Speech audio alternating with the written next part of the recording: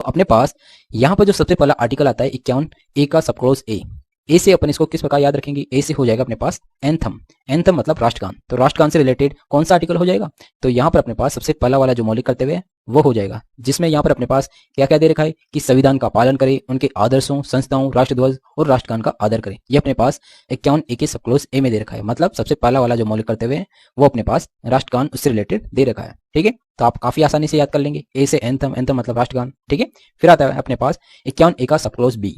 तो इसको कैसे याद रखेंगे, बी से अपने पास क्या हो जाता है, बापू हो जाता है। बापू मतलब महात्मा गांधी। और महात्मा गांधी से अपन क्या चीज रिलेट करेंगे यहाँ पर कि महात्मा गांधी ने अपने देश को आजाद कराने के लिए कई सारे आंदोलन किए थे। तो अपने को चीज याद रखना है आंदोलन। तो यहीं पर अपने पास क्या दे रखा है कि स्वतंत्रता के लिए राष्ट्रीय आंदोलन को प्रेरित करने वाले उच्च आदर्शों को हृदय में सजोए रखें और उनका पालन करें। मतलब जो स्वतंत्रता के लिए जो आंदोलन थे उनको अपने को अपने हृदय में रखना है, मतलब उनको हमेशा स्मरण रखना है। ठीक है, तो ये अपने पास हो जाएगा, अपने पास बी से हो जाएगा बापू मतलब महात्मा गांधी। तो महात्मा गांधी हमेशा देश को आजाद कराने के लिए कई सारे आंदोलन किए थे, ये आपको पता ही होगा। ठीक है, फिर आता है अपने पास 51A का सब क्लॉज सी। सी से अपन क्या रिलेट करेंगे, सी से हो जाएगा अपने पास कंप्लीट यूनिटी मतलब संपूर्ण एकता।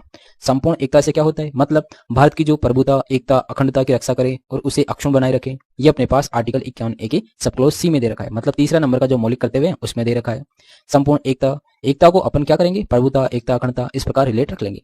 ठीक है, फिर आता है अपने पास 51A का सब क्लॉज डी। ठीक है, डी को किस प्रकार याद रखेंगे, डी से हो जाएगा अपने पास डिफेंस। डिफेंस मतलब रक्षा। ठीक है, तो यहां पर हो जाएगा अपने पास देश की रक्षा करें और आहन किए जाने पर राष्ट्र की सेवा करें। ये अपने पास आर्टिकल ए के सब क्लॉज डी में दे रखा है। मतलब चौथा नंबर का जो मौलिक कर्तव्य है उसमें अपने को देश की रक्षा के बारे में बताया हुआ है। ठीक है, काफी आसानी से याद हो जाएगा। डी मतलब डिफेंस, डिफेंस मतलब रक्षा, रक्षा के बारे में अपने पास चौथा वाला मौलिक कर्तव्य दे रखा है। फिर आता है अपने पास 51A का सब क्लॉज ई।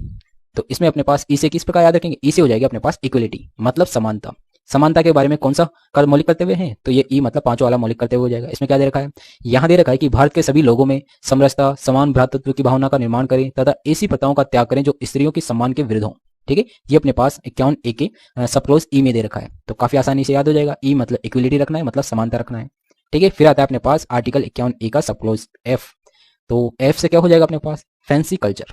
एफ से हो जाएगा अपने पास फैंसी कल्चर मतलब संस्कृति के बारे में ये अपने पास बता रहे हैं कि जो अपने पास हमारी जो सामाजिक सांस्कृतिक गौरवशाली परंपरा का महत्व समझे और उनका परिरक्षण करे। ये अपने पास 51A के सब क्लॉज एफ में दे रखा है। मतलब छठा नंबर का जो मौलिक कर्तव्य है वो अपनी संस्कृति के बारे में बता रहा है। ठीक है, काफी आसानी से याद हो जाएगा। एफ मतलब फैंसी कल्चर, कल्चर मतलब संस्कृति के बारे में बता रहा है।